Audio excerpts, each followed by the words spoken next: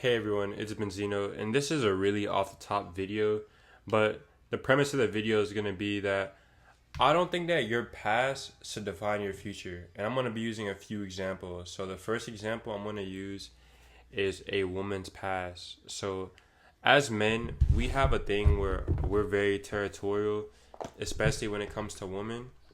We're territorial with property, but with women, we are very territorial, and we have this thing where if a woman has a history or she's been around with some guys or a lot of guys, you don't give her grace. We kind of are already quick to not really villainize her, but look at her as if there's no chance of her being a good person or no chance of her changing. And I don't believe that's the case because a lot of us guys do the exact same thing.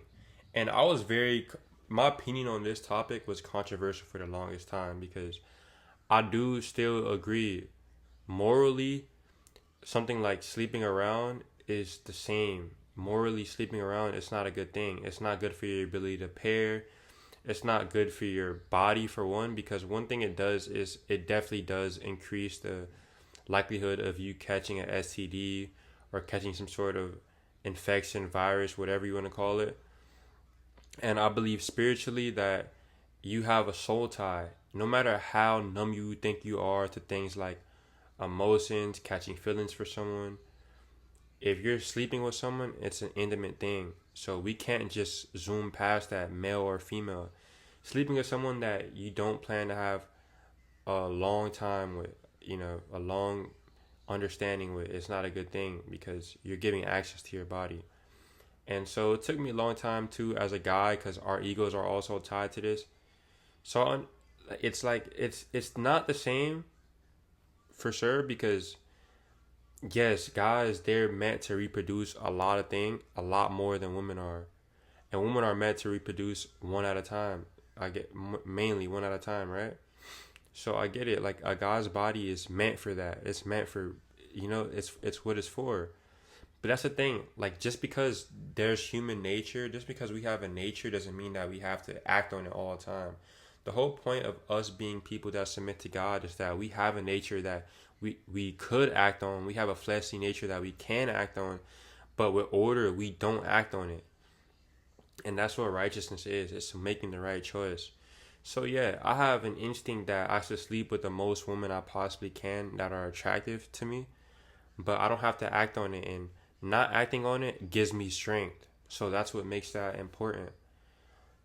And that's my first example. I believe that people who do terrible things or bad things could come to realization that it's not worth it to do those things anymore and walk forward doing better things. So, yeah, a woman could 100% have a promiscuous past and go forward and be a woman that you can marry.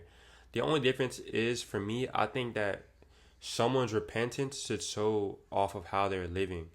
For example, if there's someone who's a promiscuous woman, right? Let's say she's a promiscuous woman, and her whole life was lived in the spotlight, and then she's trying to portray that she isn't that way. I think that she's lying because I don't believe that your change there shouldn't be for your change an incentive off of it. So like a rebrand.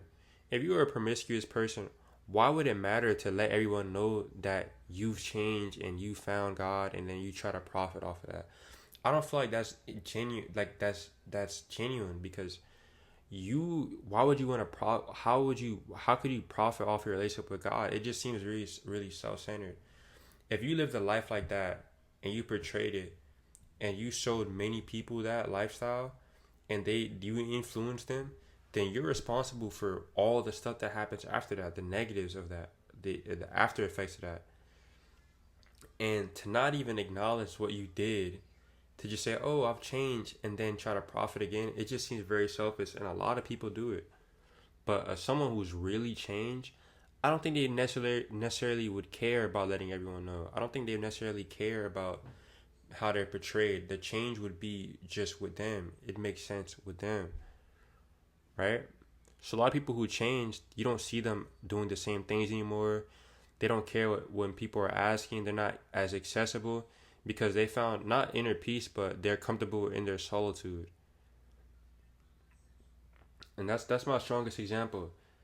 And yeah, I believe that it's possible. Your past cannot determine your future. And a problem with the idea that your past can change your future, and that the past is as a deal breaker for a lot of men as we see it, is that if you judge someone, this not for man to woman, but male or female, this applies.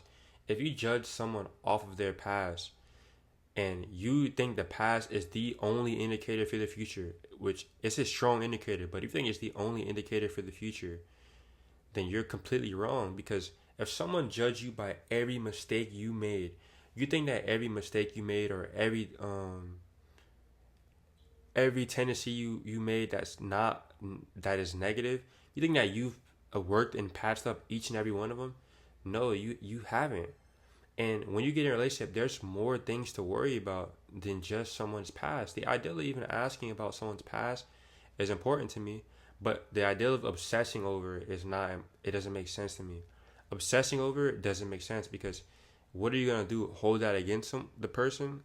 If you know what it is, then you have to let it go, or you have to try to understand if someone's being vulnerable with you, where that's coming from.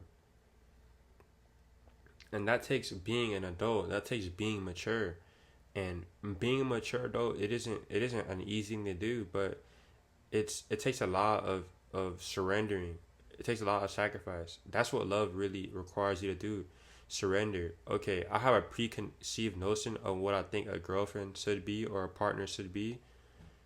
But in reality, what I have to do is look at pros and cons. All right, this person isn't going to fit this box completely, but do they fit this box enough? Can I work with what they offer? And in the long term, will we grow to understand each other? That's the important thing. Are we aligned spiritually? Are we aligned and with our ambitions? Things like that.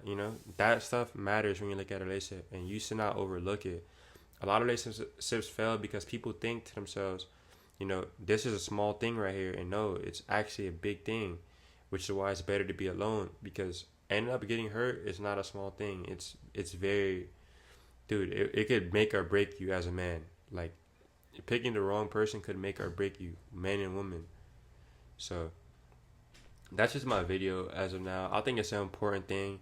I don't think your past defines you, especially people who have turned and found God. I think that's a really important thing. It's a motivator. I don't want to limit God to being a motivator, but God is a real motivator.